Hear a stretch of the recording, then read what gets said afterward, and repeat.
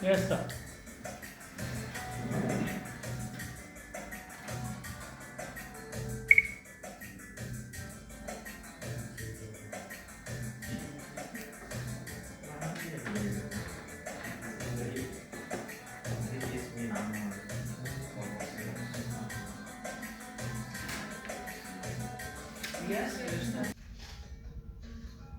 Mon cher Mourad, les années ont passé depuis que tu es parti pour la France.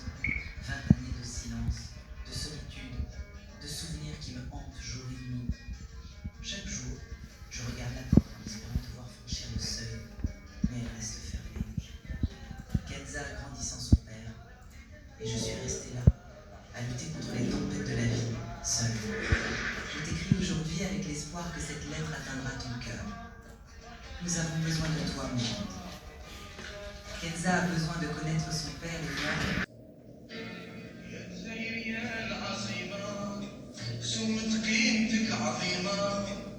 La Casbah d'Alger, un lieu chargé d'histoire et de défis, où les familles luttent chaque jour pour un avenir meilleur.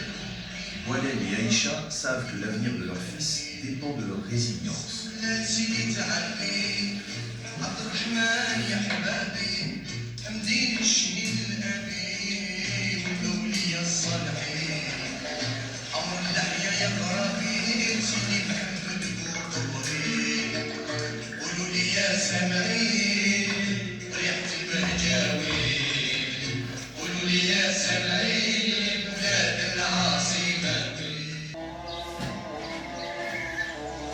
Razika, une femme marquée par la douleur, trouve une lueur d'espoir grâce à la compassion d'un ami.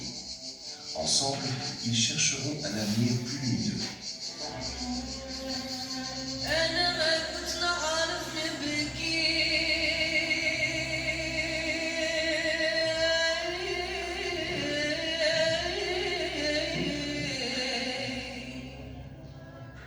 Les années d'horreur, les cris, la violence.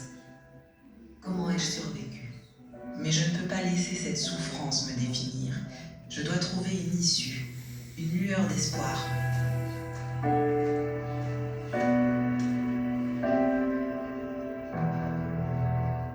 Razika, est-ce que tout va bien? Genre tu débrouilles? Oui, Farid. Tout va bien. Dans la ville d'Oran, les rêves de liberté et les réalités de l'amour s'affrontent. Yasmine et Wari devront trouver leur propre chemin, même si cela signifie se séparer pour un temps. Yasmine, pourquoi veux-tu toujours partir? Mais nous avons tout ici, tout ce dont nous avons besoin. Wari, tu ne comprends pas. Je me sens enfermée ici. J'ai besoin de liberté, de découvrir le monde. Et moi? Et notre vie ici? Tu veux tout abandonner? Ce n'est pas un abandon. C'est une chance de vivre pleinement, de suivre mes rêves. Et mes rêves, Yasmine? Nos rêves ensemble? Tes rêves. Toujours tes rêves. Et moi dans tout ça. Je ne veux plus de cette vie ici. Après 8 ans d'absence, Yasmine revient en Algérie, épuisée par une carrière musicale qui ne lui apporte plus de sens. Elle frappe à la porte de Wari, son ancien amour, pour lui demander pardon et réparer le passé. Wari, surpris mais froid, écoute ses regrets. Il lui révèle alors qu'il a refait sa vie, qu'il est marié et va bientôt devenir père. Ébranlée par cette vérité, Yasmine comprend que son retour ne peut effacer les années perdues. Acceptant avec douleur la distance entre eux, elle réalise qu'elle doit désormais... Je m'appelle Yasmine, je suis partie d'Algérie il y a 8 ans pour suivre mon rêve de devenir chanteuse. J'ai connu des hauts et des bas, des succès et des échecs, et cela m'a beaucoup appris sur ce qui est vraiment important dans la vie. J'ai vite compris que le succès a un prix. J'ai perdu des amis, j'ai perdu ma famille. Obsédée par ma carrière, j'ai oublié ce qui comptait vraiment, les gens que j'aimais. J'ai laissé derrière moi un homme merveilleux. Je pensais que... Je suis étudiante en biologie, je rêve de devenir chercheuse. Mais chaque jour est un combat. Dans le bus, c'est toujours pareil.